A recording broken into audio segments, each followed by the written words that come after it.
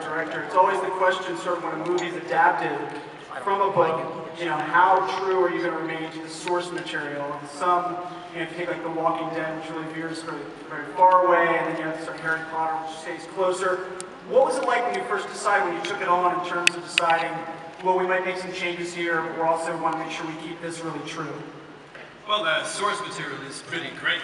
You know, we didn't need to change anything really. I think what was the hardest part was to compress it down to a reasonable movie length, and making the choices of what to keep and what not to keep, and how could we make shortcuts and still have a consistent story, even though we had to take some things out. But it was great that, you know, I was working closely with Cassandra on a lot of it, and she was very helpful, so it was smooth sailing. Cassandra, as you rehydrate there, up here on the Comic-Con stage, it's important. It's been a long day, a lot of interviews, a lot of signings. But you know, Harold just talked about that. Some writers, when their films are adapted for movies or TV, people are very involved, some people don't want to be involved, some people are sort of somewhat. What was your sort of role here? I wanted to be involved. I was pretty interfere-y. You know, they were like, would you like to be involved in casting? I was like, I like a gold-plated Ferrari, yes, I would like to be involved. I would like to be involved with everything, so there really was almost nothing where I didn't bug Harold about the costumes or the sets or the casting or the story at one level or another. It was a very sort of group process because he was sort of introducing me to how you make a movie, and I was talking to him about, you know, the stories and where they went in the future and how things in this movie would affect the story down the road, and it was very collaborative. Jamie. Hello. Hello.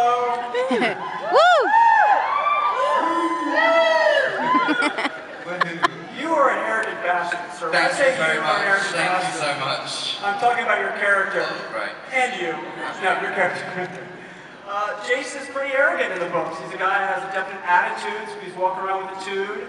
He's throwing a little tude off over at Clary. I mean, how much of that's going to translate on screen, what we've seen from him in the books? Yeah, I play him as a sassy bitch. No, I mean, I think in the books, you know, obviously you have the availability to explore a character over, you know, hundreds of pages. You know, with the movie, we have to condense that. And what stuck out for me about Jace was this vulnerability that he has, and I've said this a lot, but it's true, so I'll say it again. So he has this vulnerability about him, and that's why he sort of puts on this facade of this cockiness or this self-awareness, this self-assuredness, and he lets that down. He lets his guard down with Lily, with Clary. Jesus.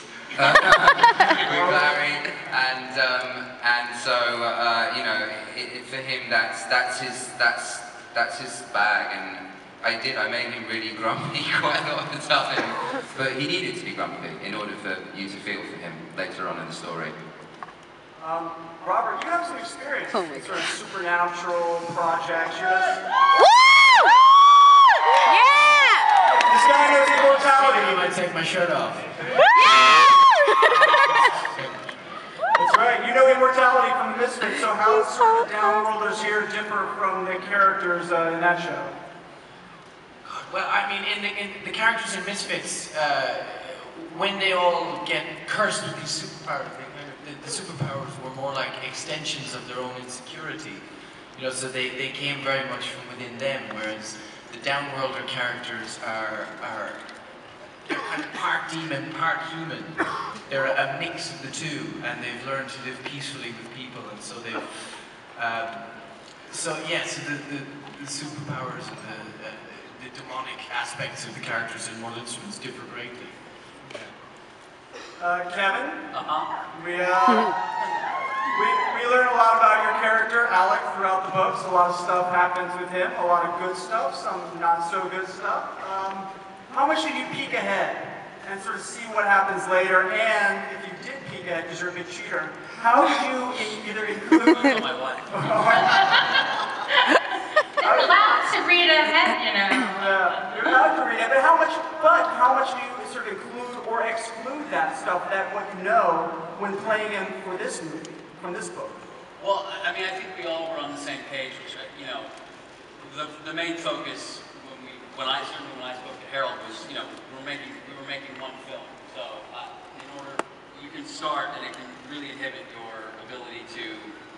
you know, you can get ahead of yourself and reveal things that are not meant to be revealed until much later. And, you know, fortunately, like, it sounds like we're going to be able to make at least one more of these. So, but, you know, I tried at least to just sort of, you know, you try to create a character and not look too far ahead and not make any assumptions about him. I mean, there's the obvious thing with his sexuality, and obviously that's revealed throughout the series of the novels, but, you know, that was something I considered, but it wasn't something that we, you know, we were just making a movie. We tried not to get too overwhelmed with the expectation of the entire series, and, you know, just started off by telling a great story. And I loved the character of Alec from the time I read the script. I really felt an affinity towards him, and it was, especially for a film of this sort of magnitude, I was super impressed that that Cassie was able to write a character that had all this stuff going on, and then he's still, you know, some kind of a badass. Yeah. Godfrey Gow. Let's talk to the High Warlock of Brooklyn for a second. He took his pants off. Welcome to my party. Yeah. I was going to say, how do the parties at Comic-Con measure up? Because you know a good party when you see one, or throw one in this case. Yeah, this is definitely, you know, Magnus Bane's caliber. All these people here. It's crazy. And Magnus Bane's party, Cassie, might we see a little cameo from you at Magnus's party in this film? I think I made it in. I was a demon at Magnus's party, and I had these metal cat ears that were attached to my head. And it was like a night shoot, so they were there for like 10 to 4 in the morning, and I got straight on the plane going home. Couldn't get the ears off. They were like welded to my head. So I had to go through the metal detector at the Toronto airport, and they were like, yeah, you keep setting off the detector. And I was like, my ears are not detachable. So they had to take me to the special room where they pat you down and then like they x-rayed my ears. But I am in the movie. Harold didn't cut you out? I don't think so. Harold, did you cut me out? I insisted on having her in the movie. I thought you should be in Magnus Bane's party where you're amongst your own creatures. So she's in there, and she's doing a great job. There was no reason to cut her out. It's great to have her there. We're going to get to some audience questions in just a minute, so if you're thinking about that, and start to think about what you want to ask the cast and create a force line of all instruments. But all this talk about the movie is great, but talk is cheap, people, because why sit here and talk about the movie when we can watch part of the movie? Would you guys like to first, people? See a clip from the film? Yeah! Alright, in the scene, we're going to see Clary attempting to get some answers out of Jace as to these strange things she keeps seeing while her mother, played by Lena Headey, deals with some unwelcome visitors at home. Nobody has seen this yet. You are the first ones anywhere. Here it is, an exclusive first look at the Mortal Instruments, City of Bones. Check the screen.